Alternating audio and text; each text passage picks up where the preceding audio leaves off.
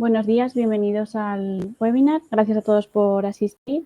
Vamos a esperar unos minutillos a ver si se conecta el resto de gente y ya comenzaremos.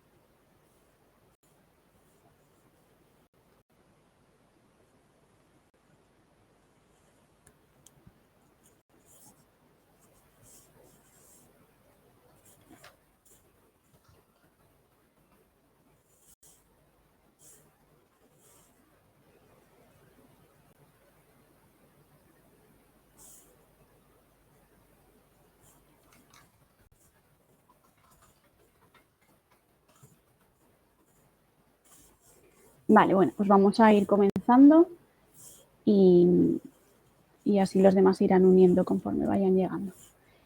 Vale, pues bueno, como he dicho, gracias a todos por asistir. Siento la reprogramación del webinar. No hemos puesto la cámara para evitar posibles problemas técnicos otra vez. Así que bueno, vamos a comenzar. Bueno, yo soy Iris Gonzalo, soy diseñadora y desarrolladora frontend en el área de CMS de Iberus. Y bueno, os dejo mi contacto por si tenéis que poneros en contacto conmigo, aunque bueno, lo podéis hacer también por LinkedIn. Vale, primero me gustaría hablar un poco sobre la empresa que está ahora mismo en expansión. Comentar un poco, somos más de 1.800 profesionales con más de 100 millones de ingresos. Y bueno, con un crecimiento anual total en los últimos años. Tenemos una gran presencia en España, con 19 sedes y 19 centros de desarrollo, repartidos por toda la península, como podéis observar en el slide. Además, está en plena expansión internacional, con 10 delegaciones, sobre todo apuntando en América y en Europa, y bueno, con proyectos en más de 32 países. Vale, con un crecimiento del 20% en los últimos años. Es la primera tecnológica española. Y bueno, con un crecimiento orgánico con más de 200 empleados y más de 100 al mes. Y bueno, después de hablar un poquito de la parte de Iberus, vamos a pasar ya a lo que sería el webinar. Primero me gustaría la diferencia entre el diseño web y el diseño gráfico, puesto creo que es muy importante antes de comenzar con otros temas. El diseño gráfico, digamos que incluiría todos los diseños que se crean sobre todo para ser impresos, en los cuales se utiliza la creatividad para poder comunicar al usuario final mensajes e ideas. Se hace a través de imágenes, tipografías, vectores, colores, infografías y demás. Y sobre todo lo vemos en revistas, en periódicos, en todo tipo de documento que pueda ser impreso.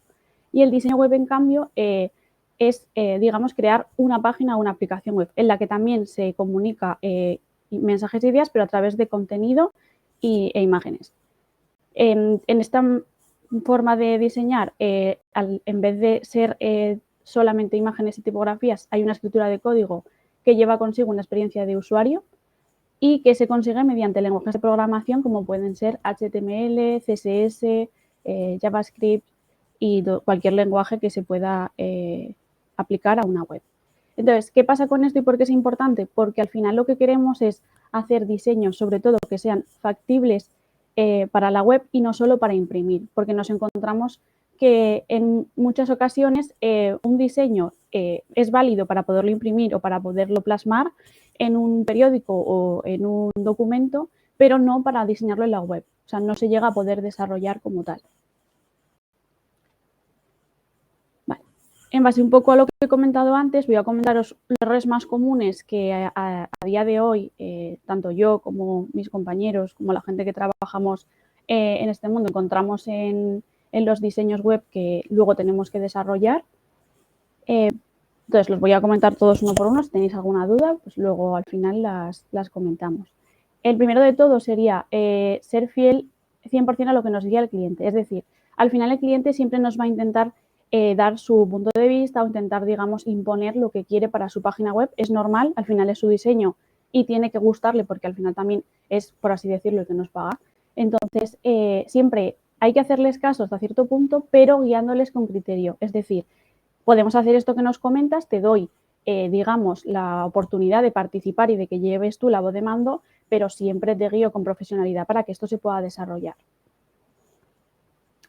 Entonces, lo siguiente serían un exceso de animaciones y efectos, es decir, al final cuando hacemos una web queremos que sea atractiva y que sea bonita, pero un exceso de animaciones o de contenido en movimiento y de efectos pueden crear que, además de que se pierda el foco en lo importante, al final creamos problemas también de accesibilidad, de legibilidad. Entonces, bueno, hay que tener cuidado de que se destaquen ciertos elementos, pero no todos. Y por el contrario, nos encontramos con que muchas veces no se llegan a diseñar efectos de lo realmente importante. Es decir, quizás hemos marcado una animación, pero no hemos marcado al desarrollador qué efecto tiene un botón o un bloque. O sea, si un bloque al hacer over enlaza todo el bloque en sí, si se va a pintar de otro color, si el header se va a quedar fijo al hacer scroll. Entonces, necesitamos esta información porque solamente plasmado el diseño en, digamos, en Figma o en la herramienta que vemos, no es suficiente para luego poder desarrollar todos estos efectos. A raíz también un poco de esto es no tener en cuenta todos los dispositivos. Es decir, es necesario por lo menos 2 de los breakpoints porque si no, toda la información que hay en desktop quizás no cabe bien en móvil, lo de móvil quizás luego queda muy pequeño para desktop. Entonces, es muy importante tener por lo menos 2 de los dispositivos, desktop y móvil, un dispositivo pequeño, para poder desarrollarlo bien y poder adaptar bien todo el contenido. Y muy importante también son las imágenes. Al final, tenemos que tener en cuenta, y sobre todo desde el punto de vista que lo estamos viendo de desarrollo, depende de la plataforma, al final las imágenes quizás no podemos controlarlas 100%. Es decir, si hacemos un HTML quizás están fijas, siempre van a ser esas, pero en muchas ocasiones el propio cliente final tiene acceso a esas imágenes. ¿Qué pasa con esto? Que al final ponemos imágenes muy grandes sin saber si el cliente dispone de estos recursos o no y puede haber problemas de resolución, puede haber luego, digamos, problemas de proporción. Entonces, bueno, es muy importante tenerlo en cuenta también cuando hacemos un diseño. Vale. Con lo que decía antes de no conocer un poco los recursos, viene también no conocer las limitaciones del desarrollo. Es decir, no es lo mismo diseñar o desarrollar para WordPress que para Drupal. Parece lo mismo, pero al final tampoco el cliente tiene las mismas opciones. Entonces, es importante saber si un contenido se va a modificar o va a ser siempre el mismo. Entonces, en base a eso también saber qué ponemos o qué no. Y asimismo también saber si en el desarrollo esto se puede llevar a cabo, si hay problemas para poderlo desarrollar. Entonces, este punto es muy importante, quizás de los más importantes que hay. Y por eso también el siguiente punto, que sería diseñar al margen del desarrollador. Creo que lo mejor es trabajar en conjunto, puesto que creo que ambos son dos pilares fundamentales para que al final el cliente final esté contento, y creo que es muy importante que tanto uno como el otro se tengan en cuenta para llegar a llevar a cabo el diseño y el desarrollo de la forma más completa posible. El problema de las tipografías viene un poco por los problemas de pago. Nos hemos encontrado alguna vez que se elige alguna tipografía que es de pago o que requiere licencia, pedir al cliente que pague la licencia pues, siempre suele ser un poco de problema. Entonces, lo mejor a nivel, sobre todo consejo y a nivel personal, es utilizar Google Fonts. Hay un mogollón de tipografías y de parejas de tipografías que pueden quedar muy bien y que además aseguran la legibilidad, que es súper importante. Que sean bonitas, pero que también sean legibles. Y bueno, un poco con los textos también cortarlos. Al final es muy importante darse cuenta que quizás en el diseño hemos puesto una frase que hemos cortado para que quede bien y que quepa, pero que quizás esto luego en la realidad no va a ser así, por lo que veníamos diciendo antes. Igual el cliente lo va a modificar o al final ese texto que tenía 2 líneas tiene 5. Entonces, bueno, hay que tener en cuenta, digamos, todos los escenarios y ver qué puede pasar con ese texto para que nos aseguremos de que siempre queda bien. Y lo mismo con los colores, o sea, hay que tener muy en cuenta si un color lo ponemos con un texto y se va a leer bien, sobre todo por accesibilidad, que haya un buen contraste para leerlo. Entonces, pues bueno, un poco tenerlo en cuenta para ahorrarnos después tenerlos que modificar.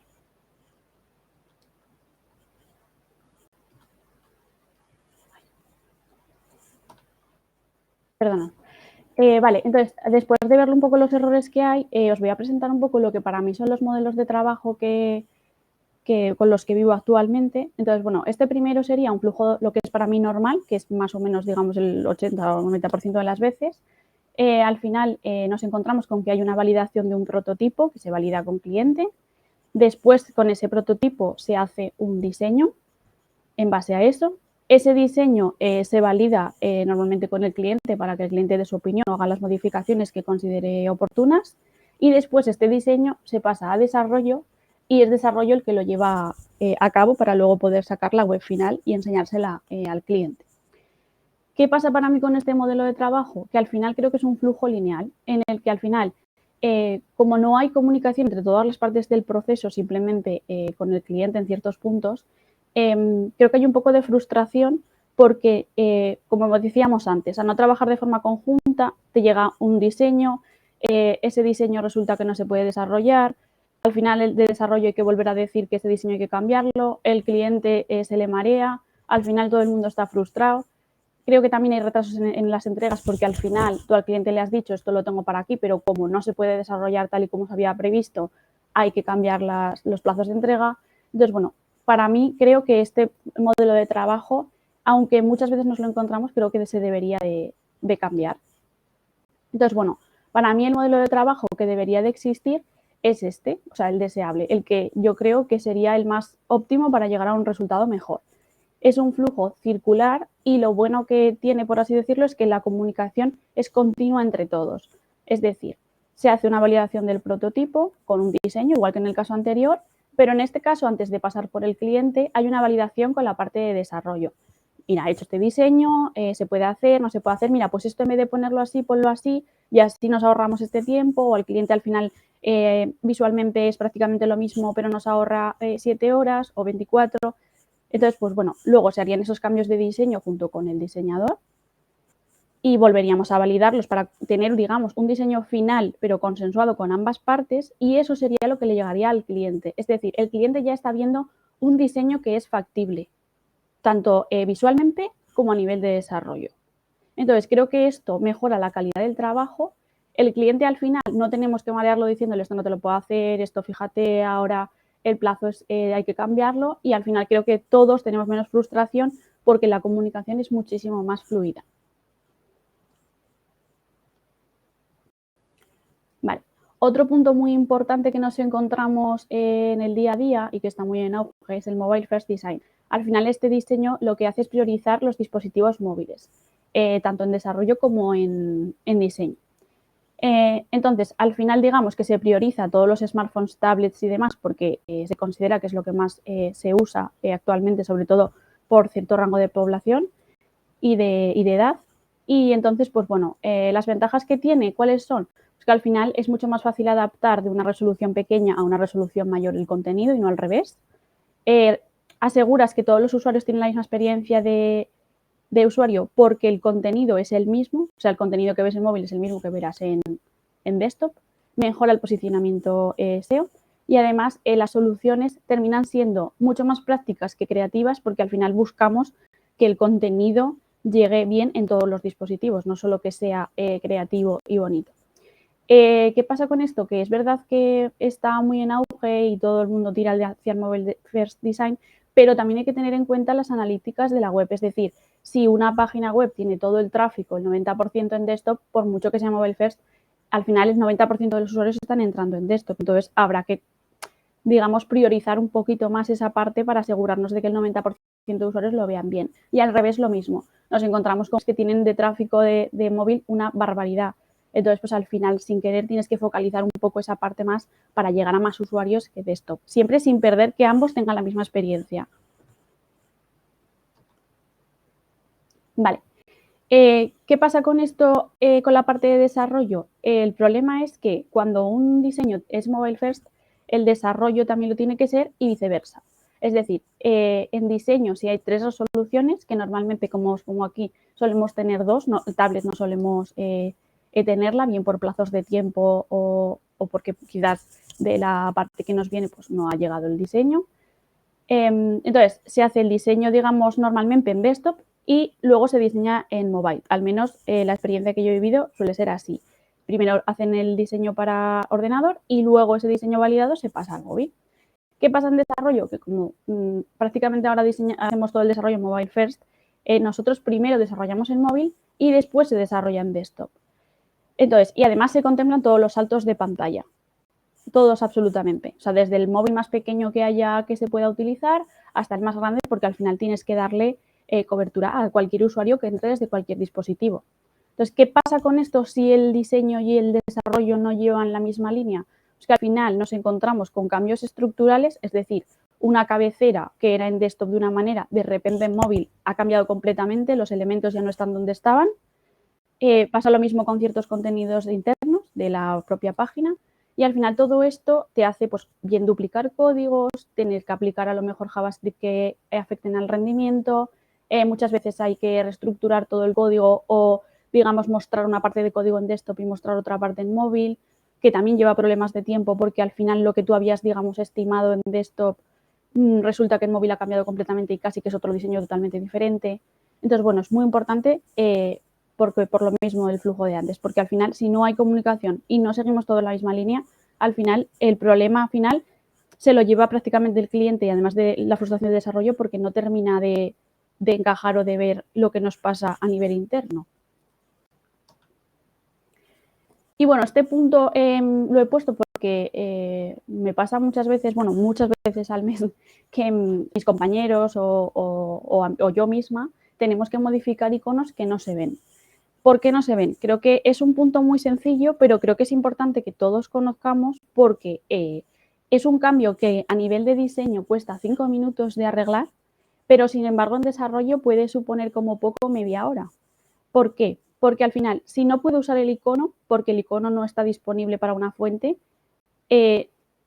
tengo que o bien buscar otra fuente o tengo que buscar otro recurso o bien necesito a un compañero porque yo no tengo el programa que me arregle este icono.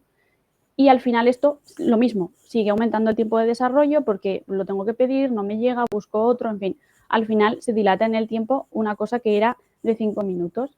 Al final lo importante para la parte más de diseño es que los trazos que creamos en Illustrator sobre todo, bien sean imágenes, infografías, bien sean textos, dibujos, que todo esté expandido y que además de expandido tenga una forma. ¿Por qué? Porque al final en desarrollo, sobre todo las fuentes que utilizamos, no son capaces de interpretar lo que, por ejemplo, Illustrator interpreta. O sea, no son capaces de interpretar que esa cruz está formada por X vectores. Entonces, es importante darle la forma final para que la interprete. Y claro, esto normalmente, pues un desarrollador, si no tiene el programa, no lo puede hacer. Entonces, pues bueno, es importante que tanto los que nosotros formamos al diseñar como los que buscamos de otras fuentes, pueden ser, pues yo que sé, desde Flaticon y demás, que muchos tampoco están terminados de formar, lleguen al desarrollador de forma expandida y de una forma correcta para que las pueda utilizar.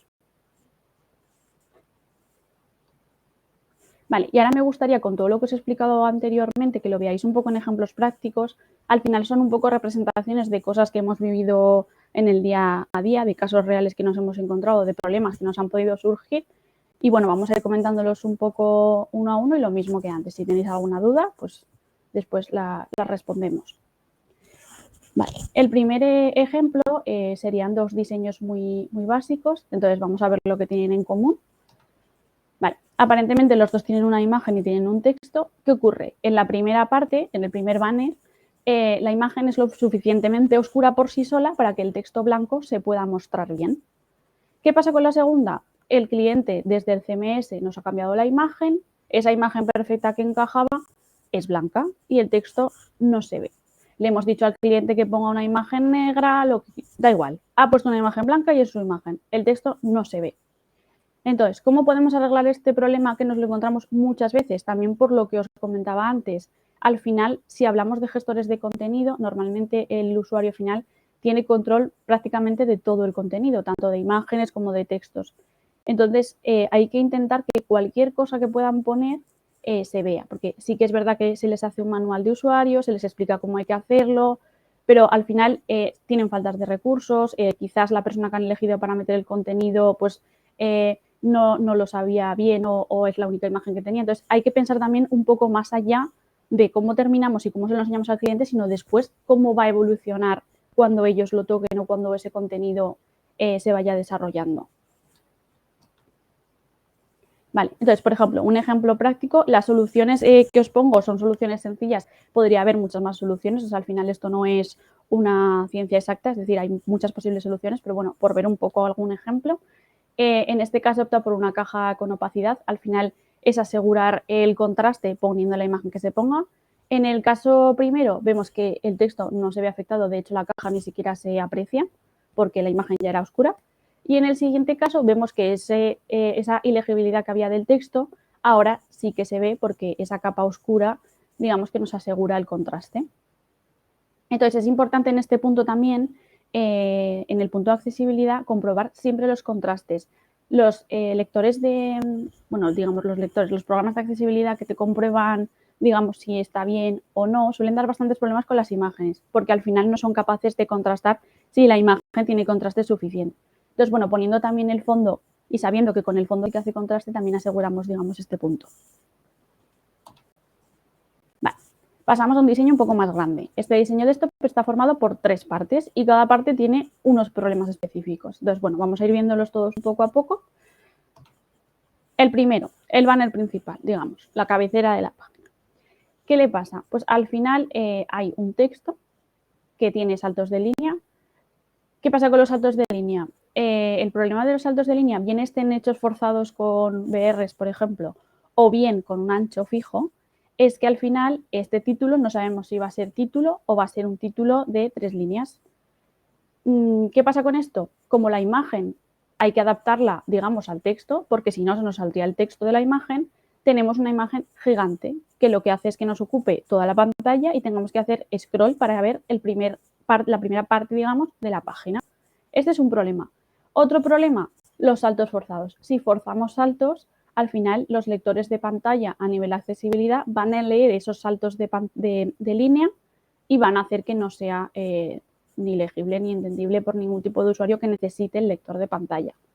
Entonces, esto hay que intentar evitarlo al máximo. Es decir, los textos pueden tener una anchura determinada, pero siempre teniendo en cuenta qué tipo de contenido va a haber aquí y que o bien se nos sale de la imagen o bien se adapta y entonces tenemos un monstruo de bloque que no nos permite llegar al resto del contenido y por lo tanto el usuario pierde el foco del contenido del resto de la página. Siguiente ejemplo. Este ejemplo es muy simple, pero es verdad que nos lo encontramos en muchas ocasiones. Es decir, se utilizan elementos decorativos que no tienen funcionalidad. Por ejemplo, esta flecha. Esta flecha no tiene funcionalidad, pero sí que estaba ahí. ¿Qué pasa? Que probablemente la mayoría de usuarios viendo esa flecha, con la, digamos, Con el conocimiento que tenemos y el uso que tenemos de los elementos, digamos, dinámicos, cualquier usuario, ¿qué haría? Ir a darle a la flecha. ¿Por qué? Porque nuestra cultura es que una flecha para abajo se puede hacer clic y te lleva, por ejemplo, a bloque de abajo. Entonces, al final esto crea un poco de confusión al usuario, ya no solo porque no la puede usar, sino porque al final nunca llegas a saber si es que no funciona, si es que no le estoy dando bien. Entonces, pues bueno, creo que este tipo de elementos decorativos, bien sea esta flecha o bien sea otro, es importante que no se apliquen para no confundir sobre todo al usuario final. Y hablando de los elementos decorativos, en muchas ocasiones, como nos pasaba no solo por contraste en el primer caso que hemos visto, sino también aquí, es que se utilizan formas en las que se le incluyen textos. Igual que pasaba antes, este texto no sabemos qué texto final va a ser. Podemos intentar pensar que siempre tendrá 2 líneas, pero ¿y si no? ¿Qué pasará con este texto? Pues obviamente este texto se saldrá.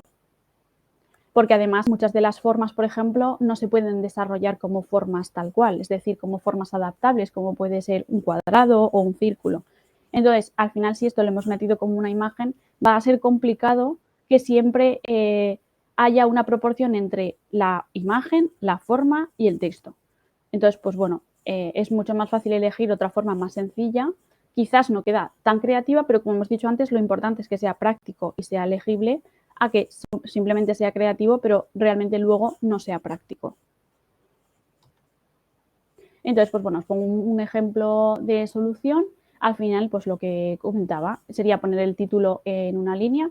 Es verdad que este título, si es más grande, tendrá que ocupar más, pero nos aseguramos más o menos un espacio considerable.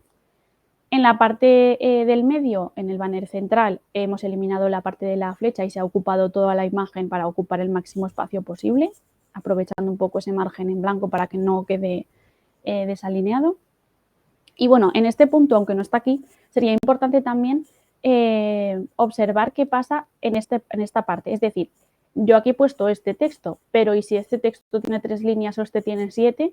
Aquí tenemos que conocer y comentar con el diseñador y con el desarrollador qué hacemos con esta imagen. Es decir, esta imagen la ampliamos al tamaño del texto, la dejamos pequeña aunque el texto sea grande, ponemos un recorte, por ejemplo, para que el texto siempre tenga X caracteres. Entonces, este tipo de cosas son las que, habiendo una comunicación fluida y continua, se pueden ir solucionando y resolviendo sin que luego el cliente se encuentre con que a lo mejor el texto le llega hasta aquí abajo y la imagen se le ha quedado pequeña. Y lo mismo con el banner inferior. Al final se ha optado por una forma sencilla. Esta forma se puede crear por CSS sin problema y al final es más fácil adaptarla cuando el texto cambie de tamaño. Vale. Ejemplo práctico 3. Esta cabecera tiene varios puntos y varias problemáticas. O sea, al final, pues bueno, tendemos a unas cabeceras normalmente más iguales, en las que el menú aparece arriba, la imagen en grande. Entonces, bueno, siempre se intentan buscar soluciones más creativas, pero que quizás a veces pues llevan problemas que a simple vista no se ven, pero con contenido luego real sí. Vale. Lo primero de todo, al final aquí el menú lo hemos limitado a 4 ítems, además pequeños. Es decir, si el usuario final quiere poner un quinto ítem, no va a caber. O sea, tiene que saber el usuario final o el cliente que no puede meter aquí 5 ítems y que además no pueden ser muy largos porque no van a caber o se van a meter bien por debajo o bien por encima de la forma. Porque además esta forma no la podemos hacer pequeña en función del menú porque tiene un texto dentro. Entonces, ¿qué pasa con este texto de dentro? Lo mismo, al final tiene que ser un texto limitado, que quizás y en muchas ocasiones el cliente nos dice que no, que eso no puede ser así, que él quiere tener control de lo que pueda meter ahí, que igual le interesa meter una línea como le puede interesar meter 7. Entonces, pues bueno, aquí volvemos a tener el mismo problema. Si la capa azul se hace grande en función del texto, nos comeríamos el menú y la imagen. Y si lo dejamos que no, la capa, digamos, azul, tal como está, el texto se nos va a salir fuera. Y bueno, ya el último, digamos, problema sería la parte de la imagen. Al final tiene un recorte, que este recorte hay que hacerlo mediante los clips de CSS, porque de forma natural pues no se puede ver así, no se puede recortar, digamos, por ejemplo, mediante el Drupal. Al final también la imagen es difícil de ajustar el foco para que se vea lo que se quiere. el cliente, digamos, va a meter una imagen que no va a ser esta posiblemente, quizás después la quiera cambiar, aunque hayamos puesto por defecto una imagen que se vea bien. Y esto puede generar un problema de que luego pues, se le corte la cabeza a alguien, no se vea justo lo que quiere publicitar en este cacho. Entonces, pues bueno, es muy importante también que el recorte que elijamos de esa imagen o la posición nos permita saber que el foco o lo importante de la imagen se va a ver. Entonces, al final también el problema de todo el conjunto es que esto en resoluciones pequeñas es prácticamente imposible, esto en móvil no se puede llevar a cabo. Y nos encontramos pues, con lo que comentábamos antes, al final es un diseño hecho en desktop que luego en mobile va a tener que cambiar el 80% de las cosas para que se visualice bien y también tendrá que cambiar el desarrollo completamente diferente. Vale, entonces, bueno, una posible solución pues sería intentar poner esa capa justo por debajo del menú, le damos más opciones de que puedan añadir más ítems al menú y a su vez también pues el texto azul, si se hace grande, seguirá tapando la imagen, pero bueno, al menos aseguramos más parte de la imagen al haberla puesto al 100%. ¿Qué es la solución más óptima? Pues podría haber muchas otras. Es una opción que quizás a mí, por ejemplo, a nivel personal tampoco haría porque creo que sigue teniendo algunos de los problemas como el tapar una parte importante de la imagen, pero bueno, creo que por lo menos está más acotado que la parte principal, sobre todo dando importancia al contenido que al final son los ítems del menú. Si el usuario no puede acceder a las diferentes partes de la web, ya desde ahí empezamos mal. Vale. Este ejemplo es un ejemplo en responsive, a diferencia del de desktop. Este sería, por ejemplo, un buen ejemplo de pues, un menú, o sea, un menú de anclas, por así decirlo, un banner y una vista de un listado de un tipo de contenido en concreto. Vale, entonces vamos a empezar por la parte de arriba. A este diseño le pasa lo mismo que le pasaba al de la parte de la flecha. Esta flecha se supone que está aquí porque tienes que poder mover el carrusel de enlaces. ¿Qué pasa? Que en este caso la flecha no funcionaba. La mayoría de usuarios, yo misma principalmente, le hubiese ido a dar a la flecha para poder ver los demás. Al no poder y tener que hacer scroll, sin querer, te crea confusión y dices, ¿por qué no va la flecha? Y, bueno, al final haces scroll horizontal. Al revés, ¿qué pasaría si esa flecha fuera clicable? Pues que si le vamos a dar y consideramos que pues, al final el dedo pues, ocupa gran parte de la pantalla, unos más que otros, pero al final hay que tener en cuenta que hay usuarios que tienen un dedo más ancho, otro dedo más delgado. Entonces, si le vas a dar a la flecha y al final le vas a dar el enlace, porque es muy fácil que al estar tan juntos cliques en el enlace, te va a salir de la página. Por lo tanto, el usuario ya ha perdido el foco de la página en la que estaba. Entonces, este tipo de detalles son muy importantes porque quizás esa flecha ahí pues no se puede poner abajo, sobre todo si es decorativa, pues no la ponemos esta especie de blur para que se entienda que hay más hacia la derecha. Entonces, pues bueno, son cosas sencillas, pero que son muy importantes de tener en cuenta. En este banner, un poco en relación a los textos con las formas, además de textos en formas, nos encontramos con textos que se adaptan a imágenes.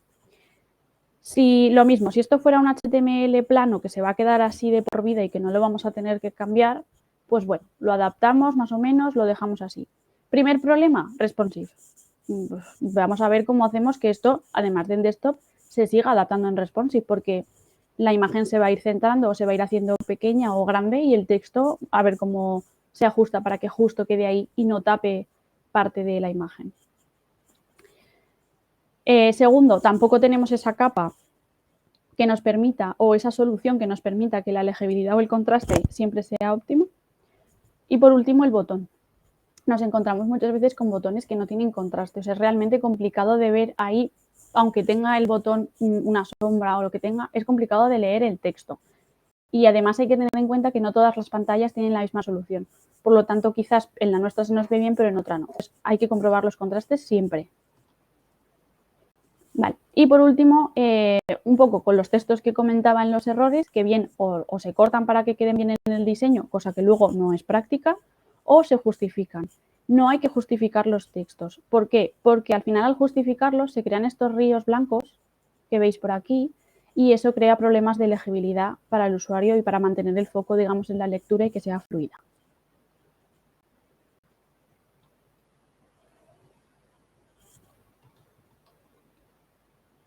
Entonces, pues bueno, como solución sencilla, se ha aplicado una capa entera a la imagen con el texto en blanco en cuenta, el botón pues se ha subido el contraste, la parte del menú se ha puesto en 2 líneas, que quizás puede parecer más fea, pero puede ser una solución, porque en este caso, por ejemplo, eran anclas a las distintas páginas de las distintas partes de la web.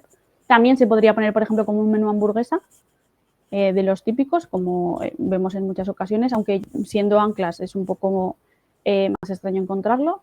Y bueno, y los textos siempre con su forma natural, sin justificar. Y teniendo en cuenta que podemos tener este caso con 2 líneas o este caso con una. Vale. Y este ejemplo es un ejemplo muy claro de que el diseño y su funcionalidad provocaron un problema de desarrollo importante, porque se desconocía a la hora de realizar el diseño que el desarrollo o la plataforma o la tecnología que se iba a utilizar para hacerlo. Aquí os explico un poco. Los requisitos de este diseño era que esta vista de contenidos, que podían ser, por ejemplo, pues yo que sé, podían ser de tipo blog, de tipo, de tipo destacado, al final tenían 2 tipos de visualización, una doble y una simple. ¿Qué pasaba? Que no podían coincidir 2 destacados juntos y que quedara un hueco en blanco como pasa en la primera opción. Entonces, al final, lo que había que solucionar es que cuando coincidieran 2 destacados, el destacado marcado como doble fuera uno simple. Y así se reordenaban cada uno de los elementos del grid. O sea, digamos, de esa rejilla, todos los elementos había que comprobarlos para que nunca coincidieran 2 elementos grandes que formarán huecos, porque aquí hay solo 2 líneas, pero había más. Entonces, podríamos tener huecos blancos en varias secciones o en varias partes del diseño. Entonces, ¿qué pasa con esto? Que una cosa que se podía haber solucionado, por ejemplo, aplicando un diseño distinto a los destacados, o bien, por ejemplo, separando las vistas en 2, es decir, que en una aparecieran los destacados y en la otra aparecieran los normales, al final ha complicado el desarrollo porque había que comprobar elemento por elemento, no solo los 2 primeros, sino todos los demás, e ir modificando uno a uno la forma de visualización de cada uno para que encajaran bien en ese grid. Entonces, es verdad que a nivel visual puede quedar más destacado de la otra forma, pero si a nivel de desarrollo supone un fuera de alcance o supone un problema, hay que tenerlo en cuenta antes de validar, digamos, o de dar por bueno ese diseño. Entonces, eso, lo que comento un poco aquí es que siempre tiene que haber concordancia entre el diseño técnico y el visual, como hemos visto en todo el webinar, por así decirlo. Es muy, muy importante. Y bueno, termino un poco el webinar con una frase que a mí me gusta mucho, que es nunca dejes de aprender y nunca dejes de crecer. Y esto lo digo porque por problemas como los que se han visto y desde una perspectiva en la que he sido diseñadora y frontend y he tenido errores de ambas partes, es decir, yo también he diseñado al principio cosas que no se podían desarrollar y he desarrollado cosas que se han diseñado mal.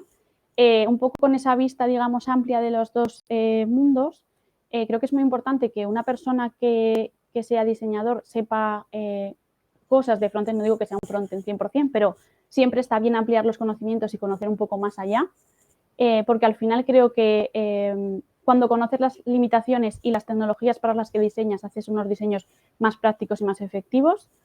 Creo que el tiempo al final está a favor de todos en el proyecto y se hace mucho más fácil tanto como para el desarrollador, que comento aquí, como para el propio diseñador, porque al final tampoco es fácil tener que estar cambiando todo el rato cosas porque te dicen que no pueden hacer. Y desde el otro punto de vista frontend, creo que es importante que sepan también diseño, no solo un diseñador que sepa frontend, porque creo que muchas veces te llegan diseños y quizás si se supiese algo acerca del mundo del diseño o de estas cosas, los desarrolladores tendrían más autonomía a la hora de tomar decisiones. Decir, ay, mira, pues me ha pasado esto de diseñador, bueno, pues en vez de tal, voy a ver yo qué efecto le pongo over o conozco X técnicas y voy a poner esto aquí o un poco, ¿sabes? No siempre depender quizás, porque muchas veces también es verdad que no tienen tanto tiempo o no hay bolsa de horas suficiente como para resolver ciertas dudas.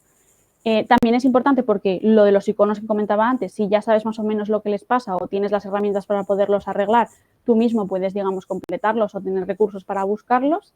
Y bueno, al final, un poco lo que pasaba al revés, que muchas veces el visual no coincide con lo técnico, también es muy importante hacer cosas funcionales, pero hay que seguir teniendo creatividad y siguen teniendo que ser bonitos. O sea, no me vale que una cosa sea bonita y no funcione, pero tampoco que funcione y no sea bonita ni esté pensada ni se le haga al usuario una experiencia agradable. Entonces, bueno, por eso creo que es muy importante y sobre todo seguir creciendo y aprendiendo, sea del lado que sea y siendo el perfil que seamos.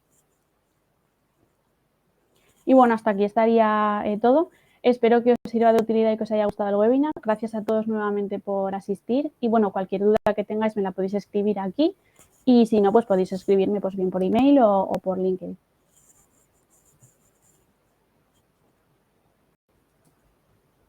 Voy a dar un poco unos minutillos para las preguntas.